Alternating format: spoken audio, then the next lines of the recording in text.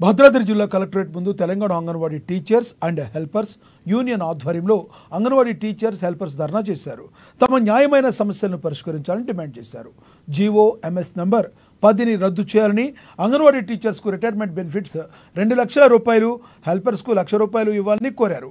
అలాగే టీచర్స్కు కనీస వేతనం 18,000 రూపాయలు ఇవ్వాలని, ప్రతి నెల జీతంలో సగం పెన్షన్ ఇవ్వాలని విజ్ఞప్తి చేశారు. అనంతరం తమ న్యాయమైన సమస్యలను ప్రభుత్వం దృష్టికి తీసుకువెళ్లాలని, పరిష్కరించాలని జిల్లా కలెక్టర్కు వినతి పత్రాన్ని అందించారు.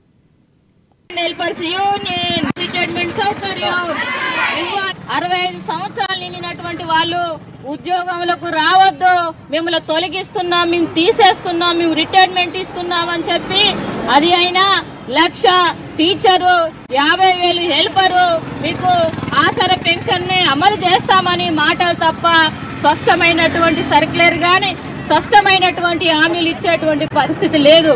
అంతేకాదు గతంలో సమ్మె కాలంలో మేము హామీ ఉన్నటువంటి ఇప్పుడున్నటువంటి మంత్రి సీతక్క, ఆనాడున్నటువంటి మంత్రి సత్యవతి రాథోడ్ వీళ్ళు కూడా రిటైర్మెంట్గా అంగన్వాడీలకు టీచర్స్కు 2 లక్షలు, హెల్పర్స్కు 1 లక్ష ఇస్తాము, అట్లాగే వారసత్వపు అట్లాగే వాలంటీర్ రిటైర్మెంట్ కూడా అవకాశం కల్పిస్తామని చెప్పేసి